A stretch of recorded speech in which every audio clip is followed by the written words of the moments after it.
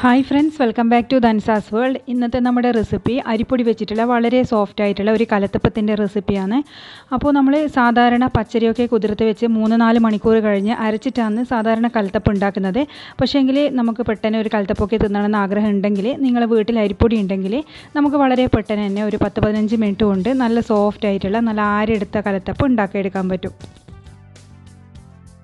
അപ്പോൾ നമ്മൾ കലത്തപ്പം ഉണ്ടാക്കാൻ വേണ്ടിയിട്ട് ഞാനിവിടെ 1 ഗ്ലാസ് അരിപ്പൊടി എടുത്തിട്ടുണ്ട്. അരിപ്പൊടി എന്ന് പറയുന്നത് നമ്മൾ നൈസായിട്ടുള്ള പച്ചരീൻ്റെ പൊടിയാണ്. അതായത് നമ്മൾ പത്തിരിയൊക്കെ ഉണ്ടാക്കാൻ ഉപയോഗിക്കുന്ന, അതുപോലെ നൂൽപുട്ടൊക്കെ ഉണ്ടാക്കാൻ ഉപയോഗിക്കുന്ന പൊടിയാണ്.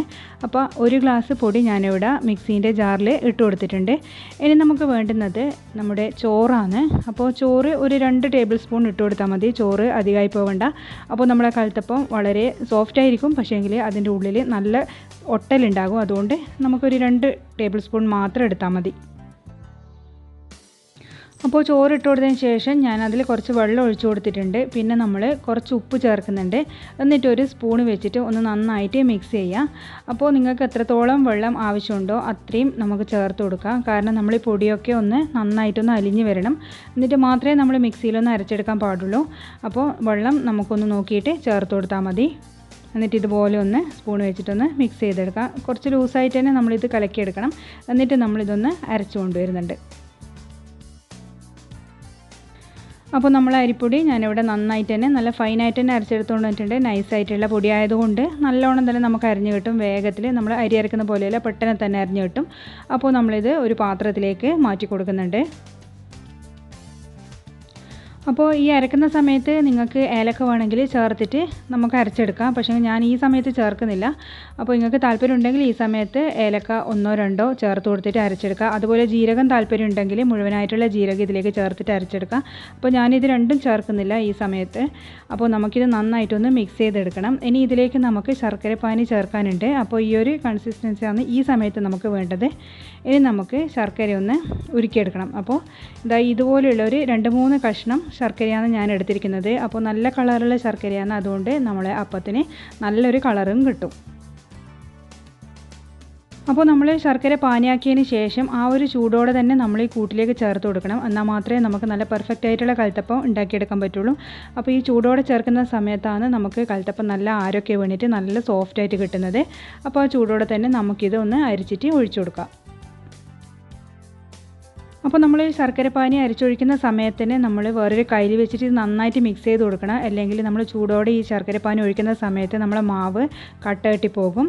അപ്പോൾ ഇനി നമുക്കിതിലേക്ക് ചേർക്കേണ്ടുന്നത് കുറച്ച് അപ്പക്കാരാണ്. ഞാനൊരു 1/4 ടീസ്പൂൺ അപ്പക്കാര എടുത്തിട്ടുണ്ട്. എന്നാൽ മാത്രമേ നമുക്ക് നല്ല സോഫ്റ്റ് ആയിട്ട് കിട്ടുള്ളൂ. അതുപോലെ തന്നെ നല്ല ആരെടുത്ത് കിട്ടാൻ വേണ്ടി നമ്മളെ ഹെൽപ്പ് ചെയ്യുകയും ചെയ്യും. എന്നിട്ട് നമുക്കിത് നന്നായിട്ടൊന്ന് മിക്സ് ചെയ്ത് കൊടുക്കാം. അപ്പോൾ നമുക്കിനി ഇതിലേക്ക് ഏലക്ക പൊടിച്ചത് ചേർത്ത് കൊടുക്കണം. ഞാൻ നേരത്തെ പറഞ്ഞു, നിങ്ങൾക്ക് താല്പര്യം ഉണ്ടെങ്കിൽ 1-2 ഏലക്ക മുഴുവനായിട്ടുള്ളത് എടുത്തിട്ട് ആ അരക്കുന്ന സമയത്ത് ചേർത്തിട്ട് അരച്ചെടുക്കാം. പക്ഷേ ഞാൻ ഈ ഒരു സമയത്താണ് ചേർത്ത് കൊടുക്കുന്നത്. ഞാനിതാ ഒരു നുള്ള് ഏലക്ക പൊടിച്ചത് ചേർത്ത് കൊടുക്കുന്നുണ്ട്. അതുപോലെ ജീരകം വേണമെങ്കിൽ ജീരകപ്പൊടി ഉണ്ടെങ്കിൽ അതും ഒരു നുള്ള് നിങ്ങൾക്ക് ചേർത്ത് കൊടുക്കാം. ഇനി ഇതെല്ലാം ചേർത്തതിന് ശേഷം നമുക്ക് ഒന്നുകൂടി നന്നായിട്ടൊന്ന് മിക്സ് ചെയ്തെടുക്കണം. ഉപ്പ് ഈ സമയത്ത് നമ്മൾ ചേർക്കുന്നില്ല. അരി അരക്കുമ്പോൾ ചേർത്തുകൊണ്ട് ഇത് ആ ഒരു മധുരമൊക്കെ അഡ്ജസ്റ്റ് ആയിട്ട് കിട്ടുകയും ചെയ്യും. അപ്പോൾ നമ്മൾ ഈ ഒരു സമയത്ത് തന്നെ കലത്തപ്പം ഉണ്ടാക്കിയെടുക്കുന്നുണ്ട്. കാരണം നമ്മൾ അപ്പക്കാരൊക്കെ ചേർത്തുകൊണ്ട് തന്നെ അധിക സമയം നമ്മളിത് മാവ് പൊങ്ങാനൊന്നും വെക്കുന്നില്ല. നന്നായിട്ട് മിക്സ് ചെയ്തതിന് ശേഷം ഈ ഒരു സമയത്ത് തന്നെ നമ്മൾ കലത്തപ്പം ഉണ്ടാക്കിയെടുക്കുന്നുണ്ട്. ഇനി നമുക്ക് അടുപ്പത്തൊരു കുക്കർ വെച്ചതിന് ശേഷം അതിൽ 2 ടേബിൾ സ്പൂൺ വെളിച്ചെണ്ണ ചേർത്ത് കൊടുക്കുക. എന്നിട്ട് അതിലേക്ക് ഒരു 2 ടേബിൾ സ്പൂൺ തേങ്ങാക്കൊത്തും കൂടി ചേർത്ത് കൊടുക്കുക. അപ്പോൾ വെളിച്ചെണ്ണയ്ക്ക് പകരം പശുനെയ്യ് താല്പര്യം ഉണ്ടെങ്കിൽ പശുനെയ്യ് നിങ്ങൾക്ക് ആഡ് ചെയ്ത് കൊടുക്കുക. ഇനി ഇത് നന്നായിട്ടൊന്ന് ഫ്രൈ ചെയ്തെടുക്കണം.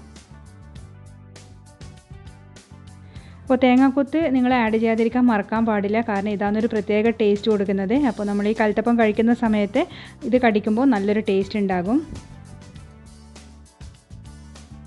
ഇനി നമുക്കിതിലേക്ക് ഒരു 5-6 കുഞ്ഞുള്ളി ചെറുതായി അരിഞ്ഞതും കൂടി ഇതിലേക്ക് ചേർത്ത് കൊടുക്കാം.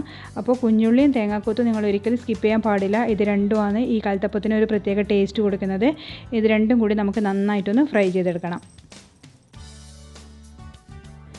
അപ്പോൾ ഇത് രണ്ടും നന്നായിട്ട് ഫ്രൈ ആയി വന്നിട്ടുണ്ട്. ഇനി നമ്മൾ നേരത്തെ കലക്കി വെച്ച മാവ് ഇതിലേക്ക് ഒഴിച്ചു കൊടുക്കുക. ഈ സമയം നമ്മൾ ഫ്ലെയിം നന്നായിട്ടൊന്ന് കുറച്ച് വെക്കണം. എന്നിട്ട് ഇതിലേക്ക് നമുക്ക് മാവ് ഒഴിച്ചു കൊടുക്കുക. അപ്പോൾ അതുപോലെ മാവിൻ്റെ കൺസിസ്റ്റൻസി എന്ന് പറയുന്നത് വളരെ ലൂസായിട്ടുള്ള മാവായിരിക്കണം നമുക്ക് വേണ്ടുന്നത്.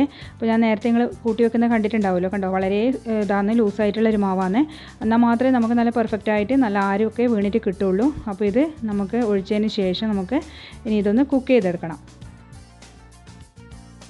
അപ്പോൾ നമ്മൾ ഫ്ലെയിം നന്നായിട്ട് തന്നെ കുറച്ച് വെച്ചിട്ടുണ്ട്. നമ്മളെ തേങ്ങാക്കൊത്തും കുഞ്ഞുള്ളിയൊക്കെ എല്ലാ സൈഡിലേക്കൊന്ന് നിങ്ങൾ കയ്യിൽ വെച്ചിട്ട് അഡ്ജസ്റ്റ് ചെയ്ത് കൊടുക്കുക. അപ്പോൾ നമ്മൾ തീ നന്നായി കുറച്ചതിന് ശേഷം ഇതിൻ്റെ വിസിലൊന്നും വെക്കാണ്ടാണ് നമ്മൾ കുക്ക് ചെയ്തെടുക്കുന്നത്. അപ്പോൾ നമുക്കിത് മൂടിയൊന്ന് ഇട്ട് കൊടുക്കാം. അപ്പോൾ നമ്മൾ ഫ്ലെയിമൊന്നും കൂട്ടി കൊടുക്കാൻ പാടില്ല, ആ ഒരു ലോ ഫ്ലെയിമിൽ തന്നെ ഇത് കുക്ക് ചെയ്യുന്നത്. അപ്പോൾ ഇനി ഇത് ഒരു 12 മിനിറ്റ് കഴിഞ്ഞിട്ട് ഇതൊന്ന് തുറന്ന് നോക്കാം. അപ്പോൾ ഇത് നമ്മൾ ആവിയെല്ലാം ഇതിൻ്റെ ഉള്ളിലോട്ട് വരുന്നുണ്ട. ഇനി ഒരു 10-12 മിനിറ്റ് കഴിയട്ടെ, എന്നിട്ട് ഇതൊന്ന് തുറന്ന് നോക്കാം.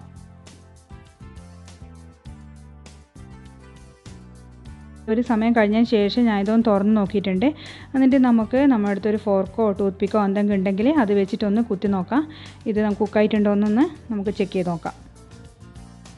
അപ്പോൾ ഇത് കണ്ടോ, കറക്റ്റായിട്ട് കുക്കൊന്നും ആയിട്ടില്ല. ഒരു സൈഡ് മാത്രമേ ആയിട്ടുണ്ടാവുള്ളൂ, നടുഭാഗം ഇതുപോലെ തന്നെ മാവൊക്കെ അങ്ങനെ ഉണ്ട്. അപ്പോൾ ഏകദേശം ഇനി ഒരു 3 മിനിറ്റും കൂടി നമുക്കിതൊന്ന് കുക്ക് ചെയ്യണം. അപ്പോൾ കറക്റ്റ് കുക്കിംഗ് ടൈം എന്ന് പറയുന്നത് 15 മിനിറ്റാണ്. ആ ഒരു 15 മിനിറ്റ് കൊണ്ട് തന്നെ നമുക്ക് നല്ല പെർഫെക്റ്റ് ആയിട്ട് ഇത് വെന്ത് കിട്ടുകയും ചെയ്യും. അപ്പോൾ നമുക്ക് കറക്റ്റ് 15 മിനിറ്റ് ആയിട്ടുണ്ട്. നമുക്കിനി ഫ്ലെയിം ഒന്ന് ഓഫ് ചെയ്തിട്ട് അടുപ്പത്തുനിന്ന് മാറ്റി കൊടുക്കണം. ആ സമയത്ത് തന്നെ നമുക്കിത് മൂടിയൊന്ന് തുറന്ന് നോക്കാം. കാരണം നമ്മൾ വിസിലൊന്നും വെക്കാത്തതുകൊണ്ട് തന്നെ വിസിലൊന്നും പോകേണ്ട ആവശ്യമൊന്നുമില്ല. ആ ഒരു സമയത്ത് തന്നെ നമുക്കിതൊന്ന് തുറന്ന് നോക്കാം. അപ്പോൾ നമ്മളെ കൽത്തപ്പം നമുക്കൊന്ന് തുറന്ന് നോക്കാം. നല്ല പെർഫെക്റ്റ് ആയിട്ട് തന്നെ കുക്കായിട്ടുണ്ട്. കാരണം അതിൻ്റെ ഉള്ളിൽ കിടന്നിട്ട് തന്നെ നമുക്ക് നല്ലോണം കുക്കായി കിട്ടുകയും ചെയ്യും. അപ്പോൾ നിങ്ങൾക്ക് ഇനി ഇത് അടിയിൽ നിന്ന് വിട്ട് കിട്ടുന്ന ബുദ്ധിമുട്ടുണ്ടെങ്കിൽ നമുക്ക് ഈ പാത്രം അങ്ങനെ ഒരു തണുത്ത വെള്ളത്തിലുള്ള പാത്രത്തിലേക്കൊന്ന് മാറ്റി വെച്ച് കൊടുത്താൽ മതി. അപ്പോൾ നമുക്ക് അടിക്ക് പിടിക്കാതെ കിട്ടുകയും ചെയ്യും. അപ്പോൾ ഇത് കറക്റ്റായിട്ട് തന്നെ കുക്കായിട്ടുണ്ട്.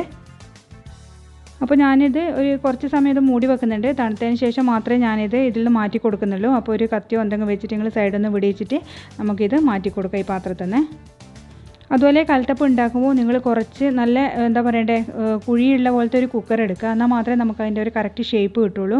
നല്ല വീതിയുള്ള കുക്കറൊക്കെ എടുക്കുന്നതാണെങ്കിൽ, വലിപ്പമുള്ള നല്ല വീതിയുള്ള കുക്കറൊക്കെ എടുക്കുന്നതാണെങ്കിൽ അപ്പം ഭയങ്കര എന്താ പറയുക പരന്നിട്ടാണ് പോവുക.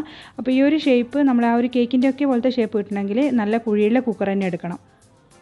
അപ്പോൾ നമ്മളെ കൽത്തപ്പം നല്ല പെർഫെക്റ്റായിട്ട് കിട്ടിയിട്ടുണ്ട്. അപ്പോൾ അടിഭാഗം ഒന്നും കരിയാണ്ട് നല്ല പെർഫെക്റ്റായിട്ട് കിട്ടിയിട്ടുണ്ട്.